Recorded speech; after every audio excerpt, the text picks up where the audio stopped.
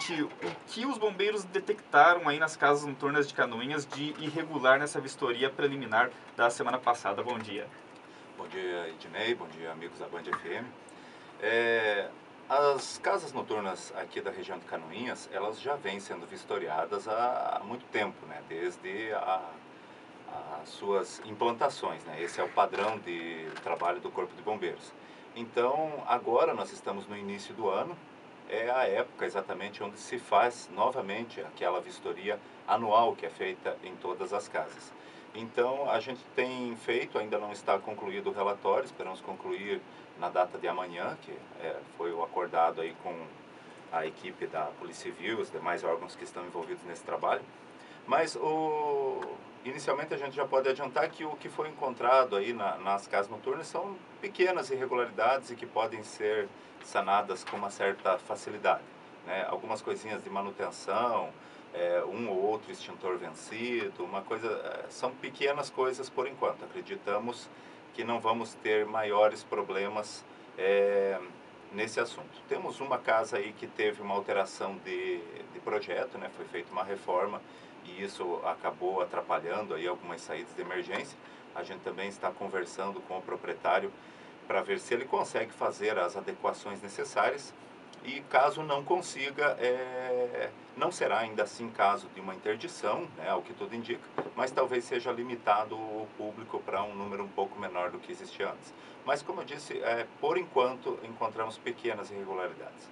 Leandro, como o tenente falou, não é porque agora estão sendo feitas vistorias, todo ano são feitas. O que acontece a partir de agora, com essa reunião que teve ontem na delegacia regional, é que os órgãos que concedem os alvarás, são 4 alvarás, começa pela prefeitura, né, que é o alvará da obra em si, depois vai pelo alvará da vigilância sanitária, que obviamente vê as condições sanitárias, em seguida vem dos bombeiros questão de segurança e por último a da delegacia de polícia civil, que é justamente o alvará que permite o funcionamento do local. O que acontece agora é que vai ser mais integrado esse trabalho entre os órgãos que concedem os alvarás de funcionamento a essas casas, não é isso? Bom dia. Bom dia, Ednei, bom dia, Roberto, amigo, ouvintes da Band. Primeiramente, pedir escusas pelo não comparecimento do Dr. Rui, mas é que, como a gente já sabe, é noticiado na cidade da questão do homicídio no rodeio aí, no final de semana e ele está junto à frente da Divisão de Investigação Criminal, da DIC, né? Que está com o pessoal aí trabalhando em cima dessa investigação. Então, como foi tratado nessa reunião junto com o Corpo de Bombeiro, IGP, Prefeitura Municipal, CREA, as vistorias anualmente são feitas.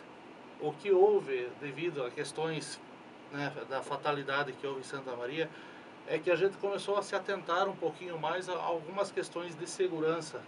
Então a gente resolveu unir as forças, né, junto com o Corpo de Bombeiros e os demais, para que a gente possa trabalhar para trazer a nossa comunidade, a trazer a nossa população a maior segurança nos locais que são frequentados, com o maior número de pessoas.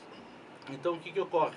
Nós vamos fazer uma questão de vistorias também, não só para a questão dos alvarás, mas também vamos fazer vistorias em loco, juntamente com a parceria das demais instituições, para no momento que os eventos estão ocorrendo, verificar se as condições do local estão sendo tratadas, cumpridas, como portas de segurança que não podem estar trancadas, toda uma situação que ocorre nesses locais. Então, como se diz, a gente não quer chegar ao ponto de interferir o trabalho do empresário, porque a gente sabe o quanto eles batalham também na questão para ter essas casas, mas também a gente tem que olhar também o lado da segurança da comunidade. Certo. O Leandro tocou num assunto interessante, Tenente Nauro, que é a questão das saídas de emergência, né? A saída de emergência não é simplesmente uma porta, ela tem que ter barra do pânico, ela tem que sair, a porta tem que ser, dá pra rua, né, a saída e não para dentro da boate, né, porque isso inviabilizaria a saída das pessoas. São quesitos que, imagino, as casas daqui cumprem. Sim, a saída de emergência ela tem uma série de requisitos, como você falou. Ela tem uma largura mínima, né, então não pode ser uma porta qualquer. Ela tem que sempre abrir no sentido do fluxo, então é de dentro para fora. porque senão as pessoas na hora do pânico não vão conseguir sair. Ela tem que ficar destrancada, ela tem que ser identificada com identificação luminosa. Então, uma série de requisitos. Ainda não consta da norma catarinense a obrigatoriedade da barra antipânico. Isso é um equipamento muito útil, interessante, mas o Corpo de Bombeiros aqui de Canoinhas já tem feito a título de orientação aos empresários e alguns deles já têm instalado nas suas casas esse tipo de equipamento nas portas. Para que serve esse equipamento? Ele é um tipo de maçaneta que só abre de dentro para fora, mas que a pessoa, assim que ela se encosta na porta, já vai acionar e vai abrir. Então é exatamente para isso, é antipânico. Uma pessoa não precisa raciocinar, não precisa ver onde está essa fechadura, ela vai simplesmente se encostar e vai abrir. Então isso é muito útil numa situação de pânico. Claro, traz alguns pequenos problemas, né, para os empresários, porque normalmente eles acabam tendo que colocar um segurança ali naquele local, né, para garantir que nos Ninguém entra momentos, por lá ou saia por exatamente, lá. nos momentos normais de uso da casa noturna, aí, essa porta não seja utilizada para alguém entrar irregularmente lá dentro, mas são coisas de gerência aí da própria casa. Mas isso na hora de um incidente, ela faz muita diferença, é muito útil.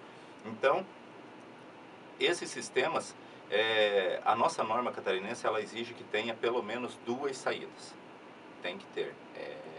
Se não tiver pelo menos 2 saídas... Não que seja necessariamente uma saída de emergência nesses quesitos, que seja pelo fluxo, a saída.